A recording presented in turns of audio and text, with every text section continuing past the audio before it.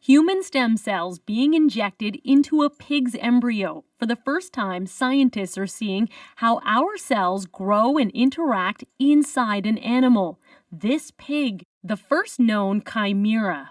The ultimate goal for this type of research is to whether we can use this technology to generate human tissue and organs. That's going to give us a lot of unique insights. Right now, scientists are nowhere near that goal, but recent studies have shown how that process can work using gene editing. Scientists would delete a specific piece of an animal's DNA, so its embryo wouldn't be able to grow a heart, for example. Then they'd inject that embryo with human stem cells, which move into the void and grow a human heart. The embryo would then be put back inside the animal to develop.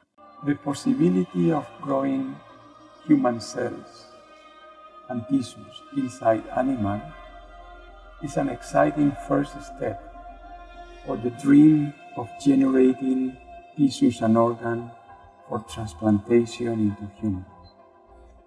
We're still far away. To date, everything the researchers have done is legal, but what they're doing is highly controversial. The embryo is only being allowed to develop for 28 days. It's not allowed to be born. Bioethicists say this research raises a lot of uneasy questions. The boundaries between what it means to be human and what it means to be non-human can become quite blurred. Also, it's not great for the animals. There's risks for them. There's no benefits for them. It may help a lot of people, but the moral status associated with this is a deep, deep, deep question. That word, chimera, from Greek mythology is meant to elicit fear. But the scientists argue they are trying to solve a problem and save lives, not create a monster. Christine Burak, CBC News, Toronto. Issues are being raised after it emerged that US and Chinese scientists have implanted human cells into monkey embryos. The aim of the research is to understand more about how cells develop and to help research in cultivating organs for transplant.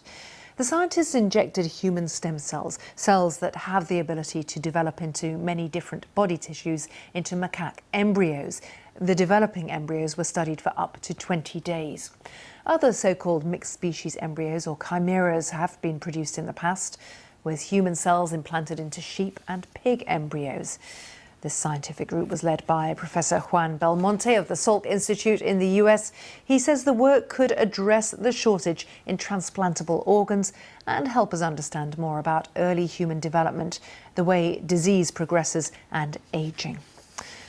Catherine de Volde is a senior research fellow at the Oxford Wahiro Centre for Practical Ethics. I asked her if we should see the embryos as human at all. That's a good question. It's a difficult question. So I think when we create an organism that is a mix between a human and a monkey, we're really not sure at all what sort of organism we have created. I mean, is it a human? Is it a monkey? Is it something in between? And that raises ethical issues because we don't know how we should treat these creatures ethically. Can we simply use them in scientific experiments? Can we destroy them in experiments when we really don't know what sort of organism they are? Do you see a line between scientific research up to a number of days, say 20 days, and beyond? Yes, so I think there is an important distinction here. So I think the problem I raised about us not being sure what sort of organism we create, how we should treat it, is not so much of a problem for the research we're discussing here, because in that research, as you mentioned, the human monkey chimeras were destroyed when they were 19-day-old embryos. So that is before the development of a nervous system, before there are any mental capacities.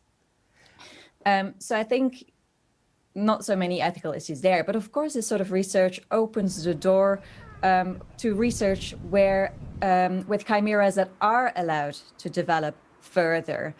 And then we may create human-animal chimeras with perhaps human neurons in their brains.